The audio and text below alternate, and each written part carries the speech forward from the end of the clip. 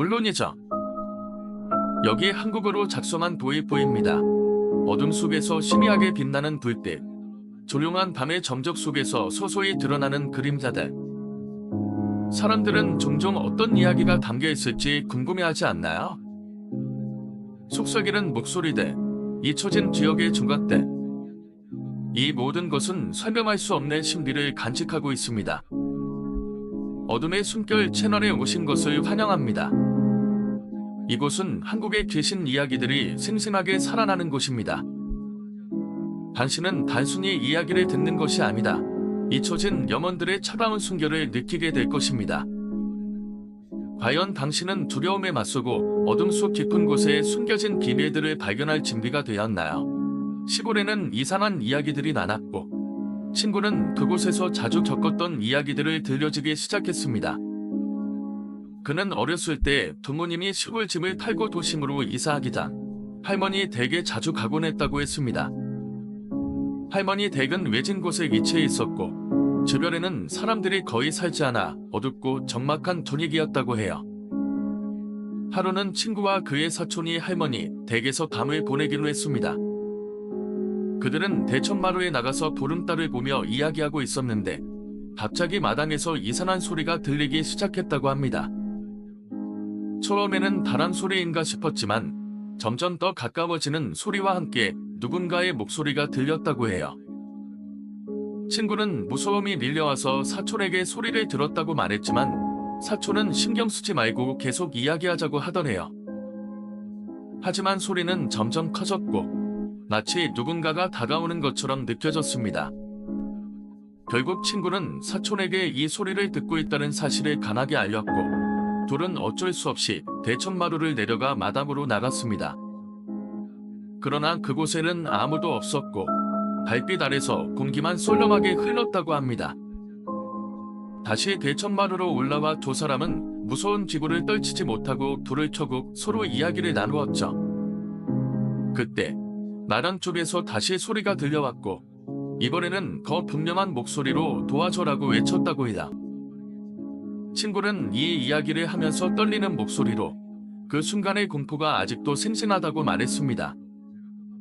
그는 더 이상 견딜 수 없어 대천마루에서 내려가려고 했지만 사촌이 아니다 라고 붙잡았고 결국 두 사람은 불을 끄고 다시 대천마루에 누워 밤을 새우기로 했습니다. 그날 이후로 친구는 할머니 댁에 가는 것을 꺼리게 되었고 그 경험이 자신에게 얼마나 큰 영향을 미쳤는지 깨닫게 되었다고 했습니다. 결국 친구는 그게 귀신이었는지 아니면 단순한 환상이었는지 모르겠지만 그날의 공포는 결코 잊지 못할 것이라고 마무리했습니다. 이 이야기를 듣고 나니 그 당시의 공포감이 느껴져서 더욱 생생하게 다가왔습니다.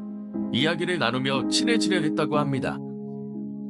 그런데 그 아저씨는 유난히 할아버지에 대한 이야기를 자주 꺼냈고 친구는 처음에는 그저 평범한 관심으로 생각했죠.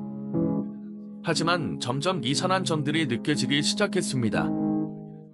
아저씨가 할아버지의 건강 상태를 물어볼 때마다 눈빛이 묘하게 변하고 마을 사람들이 할아버지의 소식을 지혜 깊게 듣는 모습을 보며 친구는 불안해지기 시작했습니다.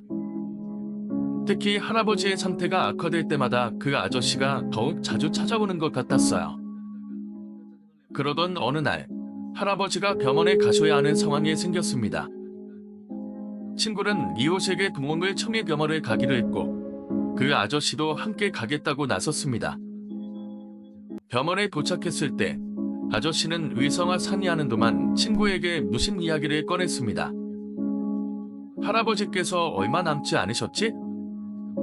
이런 기회를 놓치면 안 된다 라는 말이었습니다. 그때 친구는 순간적으로 불길한 느낌이 들어서 아저씨의 의도를 의심하게 되었죠. 병원에서 할아버지의 상태가 더욱 심각해지자 친구는 마음이 더 무거워졌습니다. 그날 밤 할아버지가 계신 방에서 혼자 있을 때 할아버지가 친구를 불렀습니다. 내가 이렇게 된 것도 모두 그 아저씨 때문이란다. 그 사람이 자주 오고 나서부터 내가 힘들어졌다는 이야기를 하셨습니다. 친구는 그 말이 이해가 가지 않았지만 무언가 심상치 않은 느낌이 들었습니다. 그 다음 날 친구는 마을 사람들과 함께 아저씨를 피하기로 결심했습니다. 할아버지의 건강이 나빠질수록 아저씨는 더욱더 집에 찾아왔고 친구는 그 아저씨의 정체를 조사하기로 했습니다. 그리고 마을 어르신들에게 그 아저씨에 대한 이야기를 들었는데 과거에 그 아저씨가 다른 사람에게도 비슷한 행동을 했던 전력이 있다는 것을 알게 되었습니다. 이후로 친구는 할아버지를 병원에 모시기 위해 더욱 신경을 썼고 결국 할아버지는 몇 주 후 병원에서 까마롭게 세상을 떠났습니다. 친구는 그 아저씨와 마을 사람들의 행동이 할아버지의 죽음에 영향을 미쳤던 건 아닌지 계속 의심하며 시골을 떠났다고 합니다.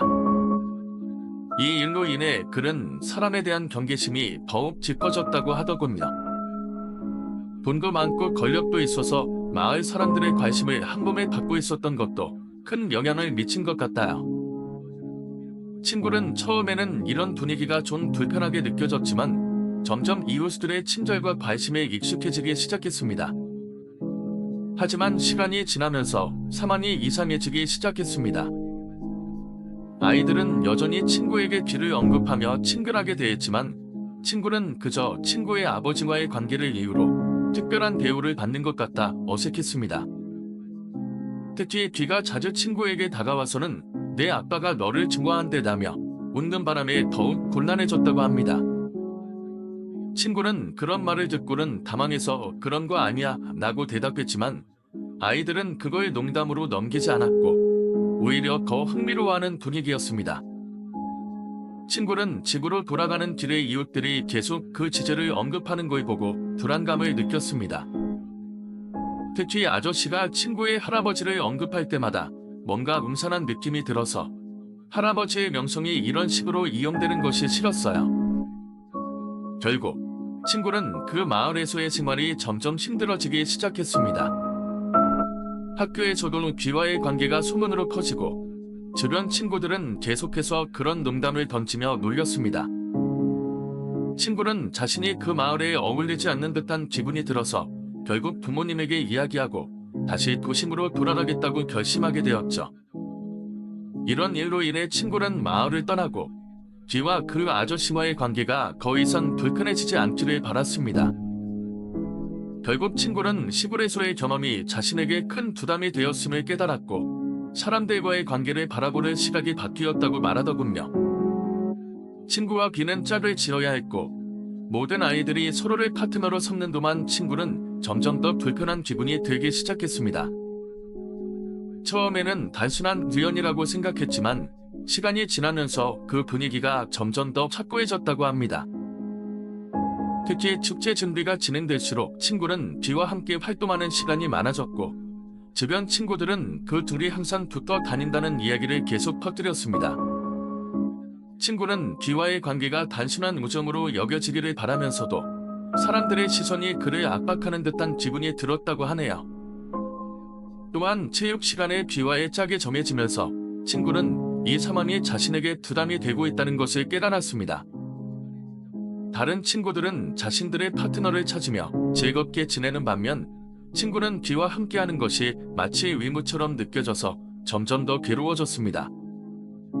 하루가 다르게 그 분위기가 더 심해지자 친구는 결국 부모님에게 상황을 설명하고 다시 도심으로 돌아가고 싶다고 요청했습니다. 친구는 그 마을의 분위기와 사람들의 기대가 자신에게 너무 큰 짐이 되었다고 느꼈고 더 이상 그곳에서 지내는 것은 불가능하다고 판단하게 되었죠. 마지막으로 친구는 귀에게 미안해.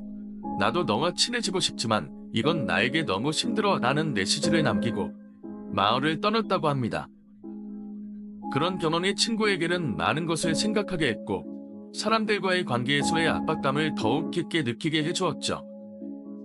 다만한 듯이 잠시 멈췄다가 이내 슬픈 표정으로 변하며 나는 너를 좋아해. 우리가 이렇게 될 줄 알았어 라고 말했답니다. 친구는 그 말을 듣고 더 혼란스러워졌습니다.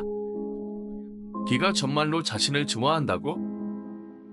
그러나 자신은 그런 감정을 느끼지 못했기에 이 상황이 도대체 어떻게 된 건지 이해할 수 없었죠. 주변 친구들은 이 대화를 지켜보며 숨죽인 채로 쳐다보았고 그 분위기는 더욱 압박감을 느끼게 했습니다. 친구는 나는 너와 사귀고 싶지 않아. 이건 나에게 너무 큰 부담이야 라고 다시 한번 강조했지만 B는 고개를 숙인 채 말이 없었습니다. 친구는 B가 이렇게 자신에게 감정을 쏟고 있다는 사실이 부담스럽고 또한 미안하게도 느껴졌죠. 그 이후로도 학교에서는 여전히 둘의 관계에 대한 소문이 돌았고 친구는 매일같이 그 압박감 속에서 살아야 했습니다. 친구는 도망칠 수 있는 방법을 찾기 위해 고민하던 중 다시 부모님에게 도움을 요청하기로 결심했습니다. 마을의 관습이나 전통은 자신에게 전혀 맞지 않는 것임을 강조하며 도심으로 돌아가고 싶다는 의사를 강하게 전달했죠. 부모님은 처음에는 걱정스러워했지만 결국 친구의 간절한 요청에 따라 전학을 허락해 주었습니다. 그렇게 친구는 B와의 관계에서 벗어나기 위해 다시 도심으로 돌아가게 되었고 그곳에서 새로운 시작을 할 수 있었습니다. B와의 일은 결국 잊을 수 없는 경험으로 남았지만 친구는 그 사건을 통해 자신의 감정을 솔직하게 표현하는 것이 얼마나 중요한지를 배웠다고 회상했습니다. 친구는 그 상황에 더욱 절망하게 되었답니다. 담임 선생님조차 자신을 지지해주기보다는 그냥 받아들이라고 강요하는 모습에 실망을 금치 못했죠. 교실에서는 왕따를 당하고 집으로 돌아가면 부모님들까지 괴롭히는 모습에 그야말로 숨쉴 틈이 없었습니다. 결국 친구는 학교와 마을을 떠나기로 결심하게 되었고 부모님에게 상황을 간곡하게 설명했습니다. 부모님은 처음에는 믿기 힘들어했지만 친구의 눈에서 느껴지는 절박함의 마음을 고쳐먹고 도와주기로 했습니다. 그렇게 친구는 도심으로 돌아가 새로운 시작을 하게 되었고 그곳에서 진정한 친구들을 만나며 조금씩 마음의 상처를 치료해 나갔습니다. 친구는 그 경험을 통해 사람들의 편견과 집단의 압박이 얼마나 무서운 것인지를 배웠고 더 이상 남들의 기대에 맞추기보다는 자신의 길을 가기로 다짐했습니다.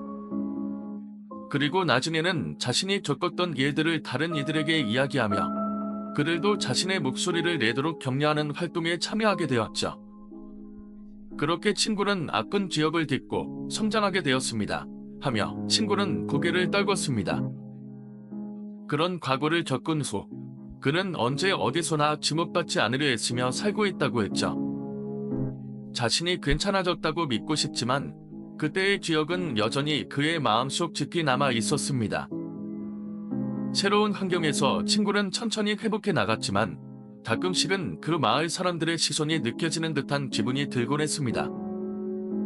특히 대중교통을 이용할 때나 낯선 이들과 대화를 나눌 때면 불안감이 떠오르기 마련이었죠. 친구는 이를 극복하기 위해 상담도 받고 자신과 같은 경험을 한 사람들과 소통하며 힘을 얻으려 노력했습니다. 시간이 지나면서 그는 그 경험이 자신에게 남긴 상처를 이해하게 되었고 이제는 그 경험을 통해 더 강한 사람으로 성장했다고 말하곤 했습니다. 친구는 앞으로의 삶에서 겪는 모든 일에 긍정적인 태도를 가지려고 했고 그런 마음가짐이 그를 점점 더 나아지게 했습니다. 이야기를 듣고 있던 우리는 서로의 눈을 바라보며 친구의 용기와 회복력을 응원하는 마음이 가득했죠. 각자의 과거와 상처를 가진 우리 모두가 서로를 지지하며 살아나야 한다는 생각이 들었습니다. 물론이죠. 여기 한국어로 작성한 마무리와 구독 요청입니다. 이 어둠 속의 신비로운 이야기들을 함께 탐험해 주셔서 감사합니다. 우리가 나누는 경험과 감정은 주변의 신비로운 것들과 더 가까워지게 해줍니다. 이 영상이 마음에 드셨다면 좋아요를 눌러주시고 친구들과 공유해주세요.